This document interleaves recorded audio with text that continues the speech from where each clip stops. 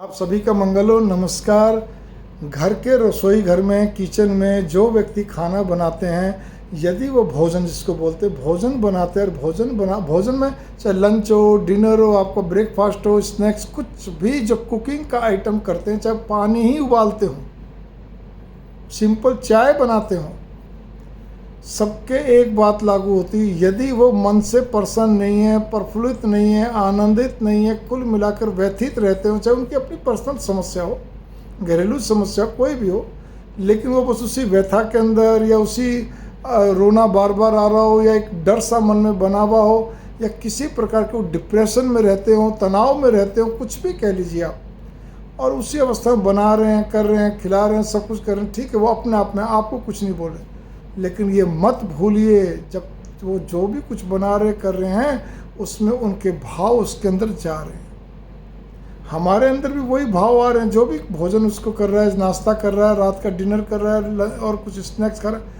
वो सब उसके भाव उसके अंदर जाते हैं। बड़ी भारी एक वैज्ञानिक, एक प्रकृति का एक सिस्टम है। जिस तरह से गर्भ के अंदर जो बच्चा होता है, उसको भोजन कैसे मिलता है, वो साइंस ने सिद्ध कर दिया। अपने यहाँ तो पहले से सिद्ध था, हजारों साल पहले, लेकिन सांस कैसे लेता है उसको भी साइंस ने सिद्ध कर दिया। अपने यहाँ वो भी हजारों साल पहले सिद्ध है, सब चीज़ बता रखी है।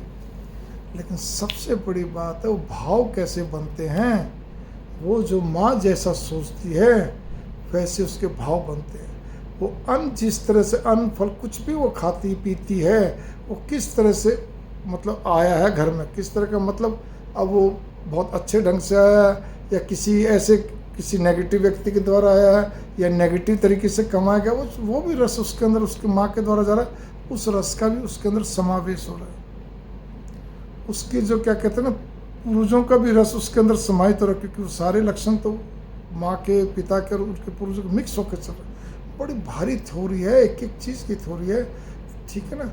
तो वो सारी चीज़ें उसके अंदर रस बन के उसका एक स्वभाव, फिर खुद भी उसका संस्कार अपना जो पीछे चला रहा है, वो सब मिल मिला के उसका स्वभाव पैदा होता है, जिसको हम बाय बर्थ नेचर बोलते हैं। वो यही होता है कि जैसा वो क्या कहते हैं, ग्रह लक्ष्मी या जो भी कोई कुक करते हैं, भोजन तैयार है, कुछ भी तैयार करते हैं, हम पीते हैं, चाय कॉफ़ी दूध कुछ भी हो, भोजन लंच डिनर आदि स्नैक्स नाश्ता ब्रेकफास्ट, वो सब के सब हमारे अंदर उसके भावों से ओतप्रोत होकर चल रहे हैं।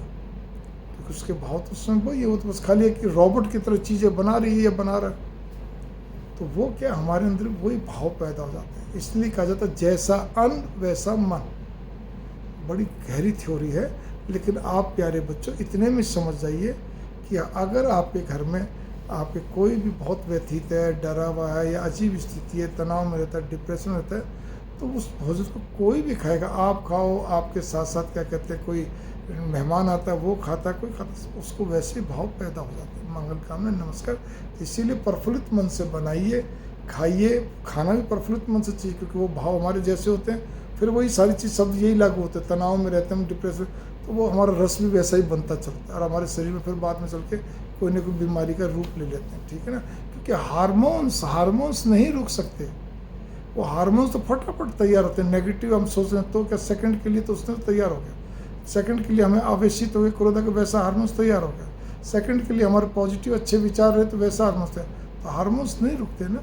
वो हार्मोन्स जो एक रस के रूप में पैदा मतलब मिलके, और वो खून के अंदर जब चलते हैं, तो जो नेगेटिव हार्मोन्स हमेशा थक्का बनाते चलते हैं, ठीक है।